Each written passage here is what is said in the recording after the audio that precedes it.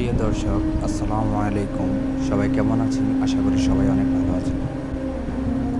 জীবনে আমরা অনেক সময় এমন কাজ করি যেগুলো অনেক ছোট মনে হয়, কিন্তু আল্লাহর কাছে তার মূল্য অনেক বড়।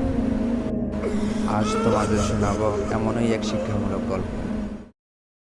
এক দরিদ্র বালক ছিল যে প্রতিদিন ঘরে ঘরে ঘুরে কিছু খাবারের খোঁজ করত।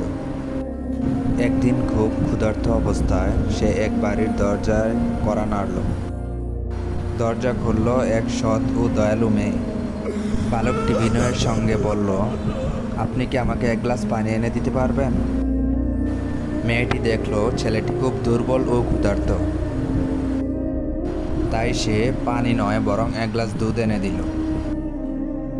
দুধ খেয়ে বালকটির চোখে কৃতজ্ঞতার ঝিলিক ফুটে উঠল। সে বলে, আল্লাহ আপনাকে উত্তম প্রতিদান দিক। মেয়েটি হাসলো আর দরজা বন্ধ করলো। অনেক বছর পর একদিন মেয়েটি গুরুতর অসুস্থ হয়ে পড়ল।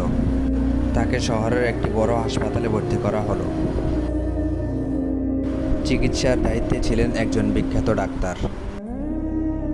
তিনি চিনে ফেললেন, এই সেই মেয়ে যিনি বহু বছর আগে এক গ্লাস দুধ দিয়েছিলেন।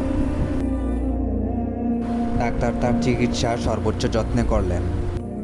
দিন শেষে যখন বিলের কাগজ মেয়েটির হাতে এলো, সে দেখতে পেল আপনার চিকিৎসার খরচ পরিশোধ করা হয়েছে এক গ্লাস দুধের বিনিময়ে। মেয়েটির চোখে অশ্রু আর মুখে একটাই কথা, আলহামদুলিল্লাহ। আল্লাহ ছোট কাজকেও বড় প্রতিদানে পরিণত করেন। প্রিয় দর্শক, এই গল্প আমাদের শেখায় কখনোই কোনো ভালো কাজকে ছোট মনে করা উচিত নয়। একটি হাসি, একটি সাহায্য অথবা এক গ্লাস দুধও হতে পারে কারো জীবনের মোড় ঘুরিয়ে দেওয়ার কারণ। আল্লাহ তাআলা বলেন, যে অনুপরিমাণ সৎকর্ম করবে সে তা দেখতে পাবে। সূরা জিলজাল আয়াত নাম্বার 7। তাই চলুন আমরা সবাই চেষ্টা করি মানুষের উপকারে আসতে, কারণ আল্লাহর পথে করা প্রতিটি কাজই ফিরে আসে উত্তম প্রতিদানে। প্রিয় দর্শক, ভিডিওটি ভালো লাগলে একটি লাইক করে পাশে থাকবেন।